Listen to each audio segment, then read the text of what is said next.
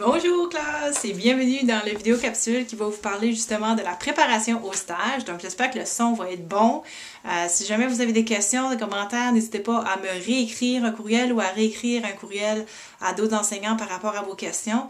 Le but justement du vidéo capsule, c'est plus de vous expliquer en détail comment ça va fonctionner, votre préparation un petit peu au stage par rapport à votre rapport. Je sais qu'on en a discuté un peu en classe, mais très brièvement parce que c'était à travers du cours de relations humaines, surtout au côté adulte et éducation spécialisée. Donc, je voulais prendre quelques minutes avec vous autres pour vous passer à travers un petit peu des documents. Le stage de deuxième année est très semblable à celui de première année. Très semblable, pas vraiment très semblable, mais ils se ressemblent un peu parce que les rapports de stage vont se ressembler, les petites différences, on en a parlé en classe, on va les voir ensemble, on va passer à travers. Alors, la première chose que je vais faire avec vous autres, c'est que je veux vous mentionner, là, je vais chercher mes documents. En salle de classe, vous aviez reçu votre manuel de politique de stage. Bon, le manuel de politique de stage, on l'a passé ensemble l'année passée, pas mal au séminaire, et c'est la page couverture qui a pas mal changé. Donc, c'est ce petit document-là. Si vous ne l'avez pas reçu, je peux vous l'envoyer par courriel. Qu'est-ce qu'il explique là-dedans? Bien, il décrit les programmes, un peu comme on avait mentionné l'année dernière, avec tous les cours qui s'offrent en première année et en deuxième année dans les 3 options, avec les objectifs de stage. Il parle aussi dans ce petit manuel-là, puis ça, les employeurs vont le recevoir aussi. Il parle aussi, je donne un exemple aussi d'un contrat de stage qui est envoyé dans les milieux de stage, dans certains milieux, parce qu'on a des ententes avec certains autres milieux. Il parle aussi de l'administration des médicaments à la page 18. Donc, de faire attention, si vous avez à administrer des médicaments, faites sûr de nous aviser pour vérifier si tout est correct et tout est à jour ou tout ça. Parce que on ne devrait pas avoir, vous ne devriez pas avoir à administrer des médicaments dans certains milieux. Donc, faites juste sûr et certain de nous en aviser. Et de là, on fera les démarches nécessaires pour vérifier si tout est à l'ordre. À la page 19, toujours dans le manuel, je vais essayer d'être brève parce que je sais que c'est à vous d'en faire la lecture aussi. Ça parle des rôles et responsabilités de l'enseignant qui va être responsable de vous autres en milieu de stage. Et en mentionnant ça, vous allez savoir sous peu on va se partager un peu les étudiants par rapport aux professeurs qui vont aller en supervision à la fin, probablement fin janvier, début février. Donc, vous aurez peut-être une visite d'un enseignant à ce moment-là. Vous allez être avisé bien à l'avance et on vous mentionnera aussi que par rapport au rapport, quand on veut avoir le rapport terminé à la fin du stage ou une date ultérieure. Et vous allez avoir des nouvelles, vous allez avoir un courriel, on va envoyer un courriel justement avec tous les professeurs qui vont superviser. Vous allez avoir une idée qui va superviser où et qui va superviser qui. Donc, ça va venir sous peu. Et vous avez aussi le rôle du superviseur qui va être responsable de vous autres en milieu de stage. Quel est son rôle à lui? Votre rôle aussi est indiqué là-dedans, le rôle comme étudiant à la page 20. Vous pourrez aller voir ça aussi. Il parle aussi à la page 21 comment c'est important de parler de l'évaluation continue. Cherchez le mot. L'évaluation continue, c'est ce qu'on appelle l'évaluation de mi-stage. Fixez-vous une date à mi-stage pour savoir comment ça va, ce que vous êtes rendu. Puis ça devrait même se faire régulièrement. Je sais pas si j'ai bien fait ça, moi j'ai fait ça comme ça, puis aujourd'hui il me semble que j'étais plus stressée ou plus importe. De beaucoup partager avec votre superviseur, d'avoir une communication ouverte. On vous demande de faire une évaluation mi-stage parce que dans différents milieux, ça peut arriver que la personne qui est toujours avec vous à tous les jours, ça se peut que ce ne soit pas elle qui vous évalue. J'ai déjà vu dans un milieu qu'une direction scolaire évaluait l'étudiant qui effectuait un stage avec l'assistante en éducation parce qu'elle voyait plusieurs assistantes en éducation au niveau de l'école. Donc, c'était soit l'enseignant de ressources ou le directeur qui l'évaluait. Donc, de cette façon-là, quand on a une évaluation à mi-stage, on peut plus savoir où on est rendu, est-ce qu'on a des choses à changer. Parce que quand vous regardez votre grille sur laquelle vous êtes évalué, vous pourrez regarder, jeter un coup d'œil sur la grille que je vous ai donnée et que je vous ai envoyé aussi, auto-évaluation sur les comportements professionnels. Qu'est-ce que vous avez, où vous allez être évalué, à quel niveau vous allez être évalué sur votre comportement professionnel. Et on les a passés aussi en classe. Brièvement, mais vérifiez et n'hésitez pas justement parce que les superviseurs ne prennent pas pour acquis qu'ils savent vraiment, oui, il faut faire une évaluation mi-stage. On ne l'oblige pas, mais on la suggère fortement. Puis même pour vous autres, c'est un avantage. Au lieu d'arriver à la fin et dire, ben, tu as ça à améliorer, mais il te reste comme une journée, ça fait que je vais te mettre un ou un acceptable sur la barre, puis ça ça vient vous chercher. Vous n'avez pas eu la chance de vous améliorer. C'est juste ça qui explique l'importance. Puis, parlez-en à votre superviseur de stage de cette évaluation. Vous faites votre auto-évaluation de votre côté. Ils font l'évaluation de leur côté. Vous vous asseyez, vous discutez, vous regardez vos petits crochets où ils ont été crochetés. Par rapport aussi, on parle de l'absentéisme. Donc, faites très, très attention au niveau de l'absentéisme. On nous dit que l'étudiant de deuxième année ne doit pas avoir plus que 4 jours de stage pendant toute la durée d'un stage. Sinon, il pourrait obtenir un échec. Donc, de faire attention à ces absences-là. Quand vous devez vous absenter, faites sûr d'aviser le milieu de stage que vous allez être absent et d'aviser l'enseignant responsable au collège. On est là parce que c'est pas plaisant d'arriver en milieu de stage puis ben, elle a manqué 3 jours, mais là, puis on arrive à la dernière journée, mais on fait ouf, on vient juste de l'apprendre là. C'est important d'annoncer des deux côtés, par courriel, par téléphone, mais au moins qu'on est au courant.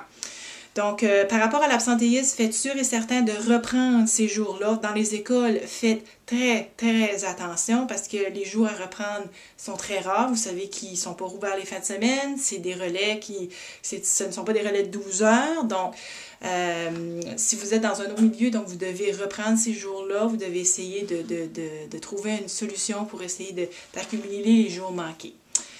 Faites sûr et certain aussi par rapport au lien de parenté, page 23, ça dit un lien de parenté ou d'amitié ne devrait pas exister, donc afin d'assurer le plus objectivement que possible dans les relations entre les superviseurs du milieu de stage et le stagiaire, aucun jumelage ne doit faire s'il existe un lien de parenté ou d'amitié entre deux. Cela s'applique également dans le cas où la direction du milieu ou des membres du personnel a un lien de parenté avec le ou la stagiaire. Bon. On entend par lien de parenté toute personne qui serait le ou la conjointe fait du stagiaire, le père, la mère, le frère, le sœur, l'oncle. Donc, vous pourrez aller lire à la page 23 le conjoint de fait qui cohabite avec le père de la stagiaire ainsi que les enfants du dit conjoint de fait. Et vous savez aussi que par rapport aux frais de déplacement, ben, on ne peut pas vous devez être responsable des frais encourus s'il y a des déplacements à faire, à moins que vous voyagez avec la personne du milieu. Donc ça, c'était un petit peu briève par rapport au manuel de politique de stage. Comme je ne suis pas une habituée de petites vidéos capsules, on me dit que j'ai seulement 15 minutes, donc il va peut-être avoir 2 vidéos capsules, parce que je ne veux pas déborder mon temps, je ne suis pas capable de mettre une vidéo plus que 15 minutes. Et comme vous savez que je parle souvent, donc ça va peut-être durer un petit peu plus que 15 minutes. Tout ça pour vous dire que vous avez reçu aussi ceci. C'est une grille d'évaluation. Dans le courriel que je vous ai envoyé lundi le 7, j'ai envoyé aussi la grille d'évaluation. Faites sûr de vérifier. J'en ai mis 2 de suite. J'en ai mis elle pour l'option adulte. Puis si vous allez plus bas dans la liste, il y a celle pour l'option éducation spécialisée. Voyons, j'ai de la misère. Je vous les ai remis en salle de classe aussi. On les a vus brièvement ensemble, on les a passés ensemble, mais je sais qu'il y avait des absences cette journée-là. Donc, si vous ne les avez pas reçus, vous les avez à votre courriel, allez voir. Sinon, faites sûr et certain de vous en procurer une. Envoyez-nous un courriel, puis on pourra se charger de vous envoyer une copie de l'évaluation. Vous savez aussi, l'auto-évaluation, excuse. Le milieu de stage devrait avoir reçu l'évaluation de son côté.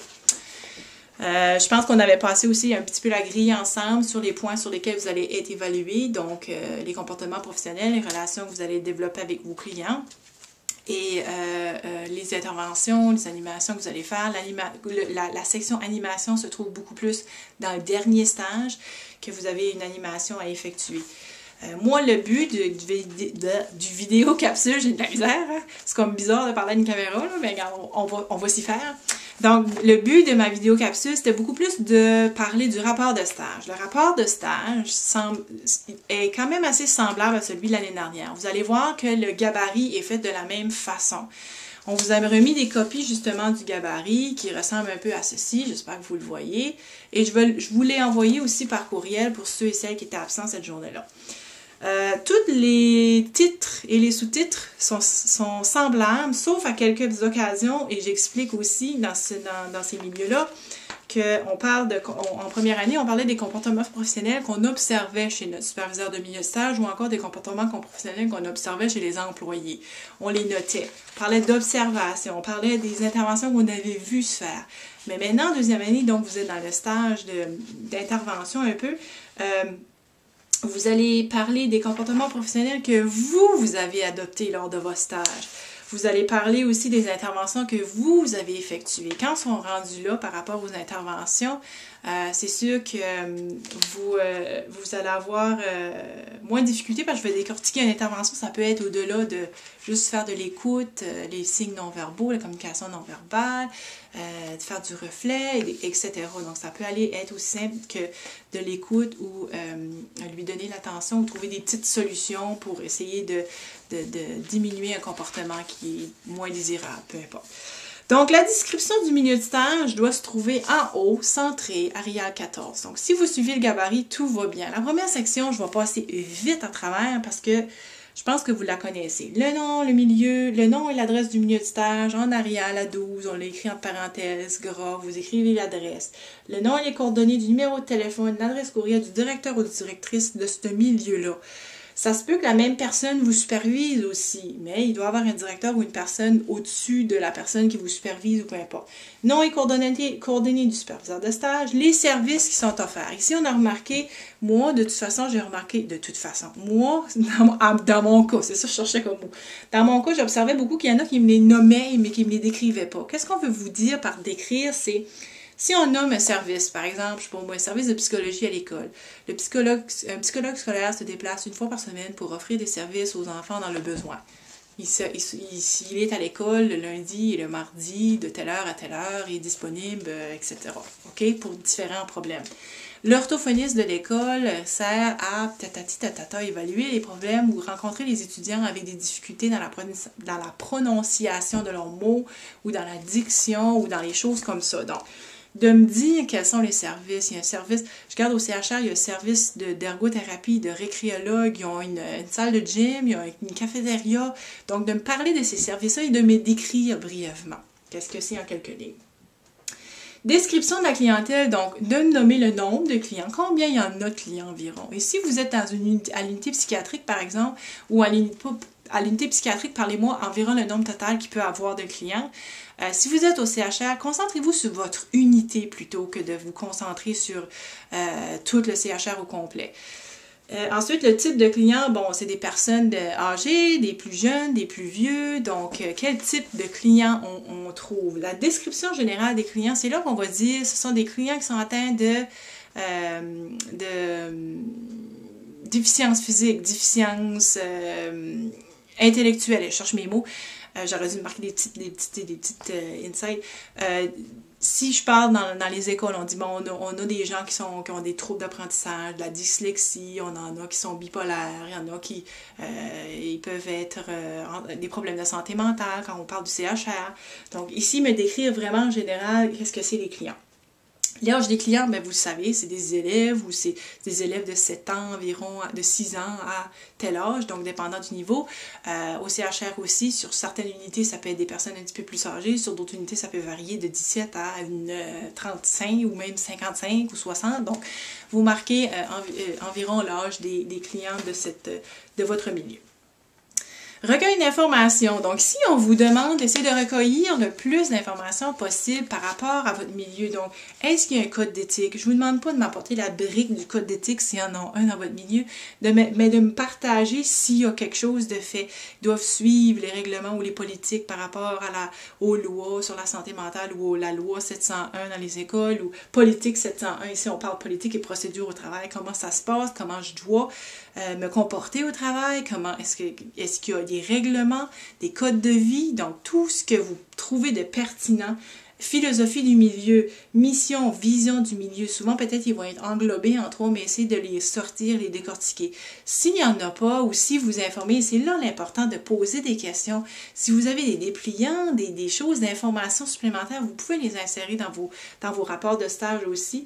Donc, s'il n'y en a pas, de bel et bien l'expliquer, puis nous, on va voir s'assurer, regarde, il n'y en a pas, mais on va demander si vous avez fait le lien ou si vous avez posé la question à votre superviseur de milieu, est-ce qu'il vous a posé la question, est-ce qu'il y avait une philosophie, est-ce que vous avez une mission? Donc, par rapport à ces questions-là, de pas hésiter à en discuter avec votre superviseur du milieu de stage. Vous avez 6 semaines pour faire votre rapport, donc cette partie-là peut être faite dès la première semaine parce que c'est toute de l'information sur le milieu. Ensuite, c'est sûr que là, la ligne est comme, je ne sais pas si vous avez la même copie que moi, mais ça, on devrait peut-être le trouver sur l'autre page. Rapport de vos activités en milieu de stage. Donc, tout ce que vous avez fait, d'écrire les tâches et les activités de loisirs que vous avez fait durant mon stage. J'ai eu à m'occuper d'un jeune, j'ai fait du bricolage, j'ai eu l'occasion je sais pas moi, d'animer une présentation sur l'intimidation, j'ai eu tout ce que vous avez fait.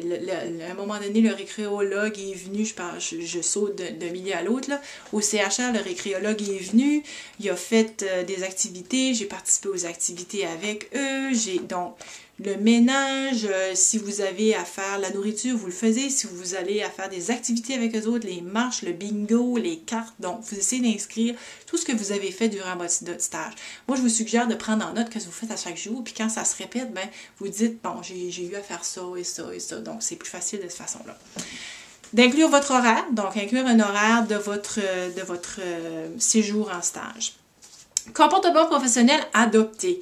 Ici, vous allez nommer des comportements que vous avez adoptés et vous allez nous les expliquer.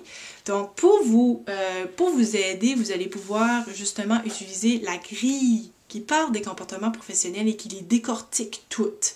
Puis les comportements professionnels, c'est la ponctualité, la flexibilité, on parle d'arriver à l'heure, on parle de l'hygiène, on parle, si vous prenez votre grille d'évaluation, là, la première, excusez, ça tremble peut-être, j'ai mis les documents là. La première section, j'espère que mon vidéo, je pense qu'il va être plus que 15 minutes, mais je vais essayer de trouver, d'être ma technicienne en informatique pour essayer de le mettre moins long. Ici, comportement professionnel, la première grille de tout. Il nous parle de démontrer des habiletés d'hygiène, porter des vêtements qui lui permettent d'effectuer leur travail, respecte la confidentialité, arrive à l'heure, prévient ses absences, respecte l'horaire, respecte les politiques. Démontre de l'intérêt pour son travail, démontre de la flexibilité, partage régulièrement l'analyse de sa performance avec le milieu, accepte la critique constructive, travaille bien en équipe. Donc, vous pouvez aller vous en chercher un là-dedans. Il y en a un plein, je ne les ai même pas tous lus. Allez vous en chercher un là-dedans que vous vous êtes dit, moi, j'ai vraiment fait attention à ça. Je suis toujours arrivée à l'heure, j'arrivais au moins 15-20 minutes avant mon chiffre. J'aimais être là, j'aimais jaser avec les gens au début, puis ensuite continuer. Donc, ceci, c'est pour les comportements professionnels que vous avez adoptés. Donc, au moins une demi-page pour cette section-là, de me sortir des comportements que vous avez adoptés. Les interventions que vous effectuez, on vous en demande 2. Donc, les interventions, comme je mentionnais tantôt, ça peut être aussi simple que de l'écoute aussi. Ça peut être une intervention qu'il y a eu, je parle des fois au CHR, vous allez peut-être voir des comportements qui est moins désirable ou que vous voulez essayer de diminuer. Ça peut être aussi dans un foyer où est-ce que l'autonomie n'est pas assez développée. Donc, vous essayez d'instaurer des petits trucs ou des petites choses que vous avez faites en sorte que pour essayer d'améliorer la situation ou diminuer le comportement. Donc, vous allez identifier un comportement chez le client qui est basé sur des faits. Faites beaucoup attention à l'interprétation quand vous dites « il avait l'air très furieux ». Donc, soyez vraiment par rapport aux faits. Décrire quelle intervention vous avez fait, sa réaction au client suite à votre intervention, puis le lien que vous avez fait avec votre formation.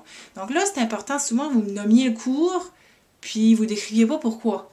Donc, si vous me dites, ben moi, mon première intervention, c'est que je réalisais que mon client avait été s'enfermer dans sa chambre, donc un fait. Il est marché, il a fermé la porte, il a claqué la porte fort, brusquement, puis il est allé s'asseoir. Donc, je me suis dirigée vers sa chambre, mon intervention, je décris mon intervention, je me suis dirigée vers sa chambre, j'ai ouvert la porte, je lui ai demandé s'il voulait parler.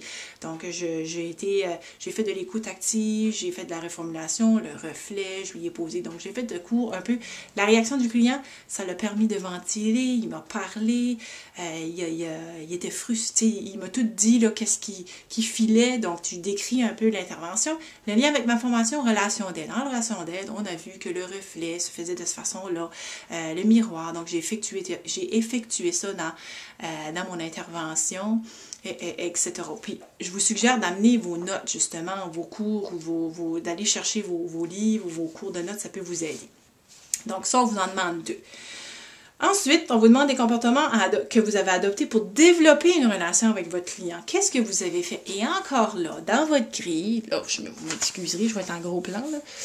Dans votre grille d'évaluation, à la deuxième grille, je pense, oui, à la deuxième grille, on parle de la relation avec les clients, s'informe sur les clients, observe les clients afin d'identifier leurs comportements et leurs besoins, établit et maintient une relation de confiance, est empathique, accueillant, respecte, authenticité, encourage l'autonomie. Donc, vous pouvez encore là aller vous en chercher. Est-ce que j'ai été empathique? J'étais toujours souriante, j'allais toujours leur dire bonjour, l'accueil. Donc, sortez-en et décrivez-les. Qu'est-ce que vous avez fait justement pour développer ce petit clic-clic-là? Des fois, il y en a qui vont dire j'ai une misère à aller chercher lui. Comment vous avez fait justement pour développer ce petit lien de confiance-là? Et nous décrire quelques comportements. Encore une demi-page environ. Et la dernière section qui vaut quand même assez de pourcentage, faites sûr et certain, et là je vais essayer de l'expliquer du mieux que je peux, la connaissance de soi-même en stage. Soyez conscient et consciente quelle force j'avais, comment j'étais, c'était quoi mes forces en stage. C'était quoi mes points améliorés. C'est toujours difficile des fois de se dire, bon, c'est quoi mes points améliorés. C'était quoi mes limites personnelles? C'était quoi mes limites professionnelles? Et là, je dépose mon chose parce que je vais vous expliquer. Donc, limites personnelles, c'est vraiment quelque chose personnel, sur moi-même. Personnellement, si moi je me dis, regarde, si moi j'aurais effectué un stage au CHR, personnellement, ça viendrait me chercher parce que je suis une personne très, très sensible, trop sensible de voir des gens qui vont subir des fois des contraintes malgré qu'ils n'ont pas le choix parce qu'ils s'auto-mutilent. Donc, ça vient trop me chercher. Donc, personnellement, c'est une limite qui est personnelle. Ça peut être à la maison, je vis des choses difficiles. Donc, quand j'arrive au travail, je suis très fatiguée. Donc, personnellement, ça affecte. C'est personnel, ça m'appartient, c'est à moi. Tandis que professionnellement, c'est des limites qui vous empêchent de dire ah, j'en connais pas assez. Je suis je vous donne un exemple, je suis à l'école, puis il y a une madame qui me dit peux-tu t'occuper je donne un nom, Jacob. Jacob a de la difficulté en mathématiques, puis vous avez de la difficulté vous aussi. Il manque de quoi, là. Il me semble que j'ai pas assez travaillé ma maths, puis c'est professionnel. Le français, ou tu sais, c'est quelque chose qui vous manque à votre formation qui pourrait améliorer la situation. C'est professionnel, ça affecte les choses professionnellement. J'essaie de trouver d'autres exemples. On en avait nommé un peu, mais c'est vraiment des choses qui vont venir vous chercher personnellement. Vous arrivez dans un milieu de stage, comme je donne un exemple typique à l'unité psychiatrique, et une de vos meilleures amie ou encore une maman d'une meilleure amie ou un papa ou votre boss ou quelqu'un qui travaille de proche arrive là. Personnellement, ça va peut-être vous affecter, vous allez dire hey, moi je suis pas capable, je peux pas faire d'intervention, je me sens pas à l'aise. Donc même chose à l'école, vous avez le voisin que vous connaissez, puis vous devez, je sais pas moi, intervenir avec son jeune ou le garçon ou la fille, vous avez des neveux ou des nièces, des fois, tu sais, dans les écoles, ça peut venir vous chercher. Donc, personnellement, c'est beaucoup plus ça. Et professionnellement, donc, c'est par rapport lié à votre travail. Un autre personnel, limite personnelle, les relais de 12 heures. C'est pas fait pour tout le monde. Il y en a qui sont vraiment faits pour ça. Il y en a d'autres qui disent, pouf, non, moi, oublie ça. Donc, d'en parler là-dedans. Vous pouvez sortir ça. Donc, si vous avez d'autres questions là-dessus, je pense que c'était par rapport, ça a pas mal englobé pas mal tout le rapport de stage, le manuel et la grille d'évaluation. Ne pas hésiter à nous envoyer vos commentaires ou encore de nous écrire, de vous poser des questions. Et de cette façon-là, la manière que j'ai fait ça, vous pourrez me réécouter. Je vous souhaite tous bon succès dans vos stages et on se revoit en février.